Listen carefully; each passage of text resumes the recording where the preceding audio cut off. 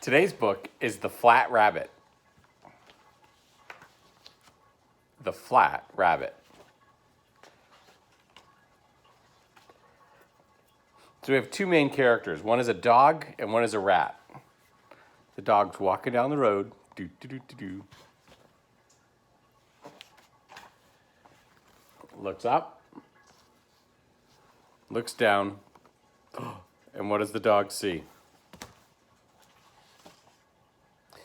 Good grief!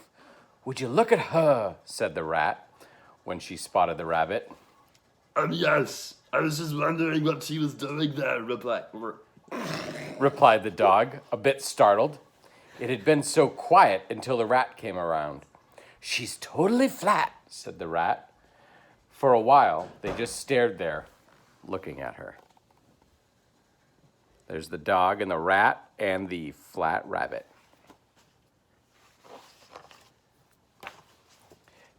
Do you know her? Well, said the dog. I think she's from number 34. I've never talked to her, but I peed on the gate on a couple of times, so we definitely met. The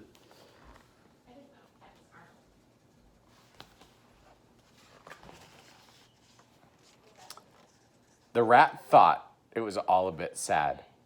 Lying there can't be any fun, she said, looking at the dog. That's exactly what I thought when I found her, said the dog. The rat pondered for a while, and then she said, maybe we should move her. The dog agreed, but where would they take her?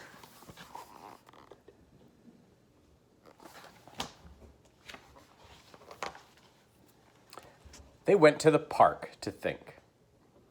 At least the dog was thinking, so hard that his brain was creaking. Where could they move her? And what if somebody found her and ate her? They could leave her outside number 34, but what would people think if they saw a dog and a rat bringing back their rabbit totally flattened? No good could come of that. That's them thinking there at the park.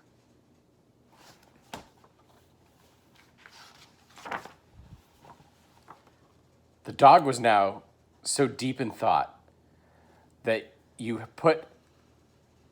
had you put your ear to his skull, you would actually heard him racking his brain.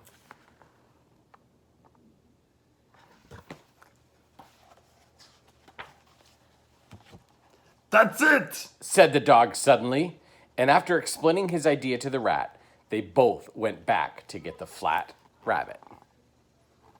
There's the dog saying, that's it.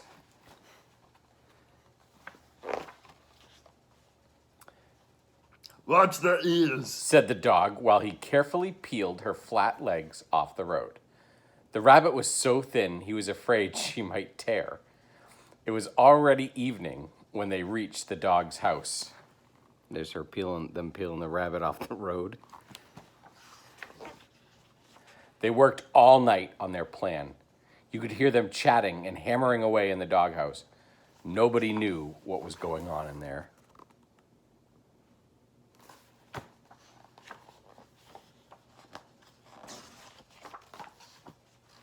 And when the job was done, the sun was already out again. The dog was quite proud of their excellent work, but the rat wasn't convinced the tape would hold. After the dog had assured the rat that it would, they went into the park. And look what they did with the rabbit. They attached her to a kite.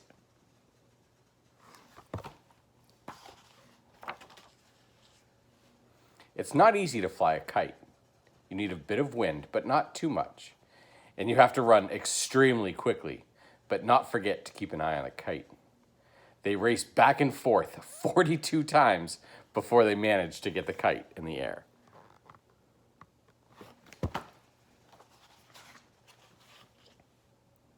Once the kite was flying, they watched in silence for a long time. Do you think she's having a good time? The rat finally asked without looking at the dog. The dog tried to imagine what the world would look like from up there. I don't know, he replied slowly. I don't know.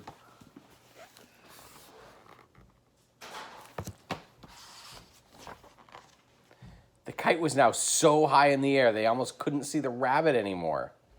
And while they were watching, the dog asked, Would you like to turn?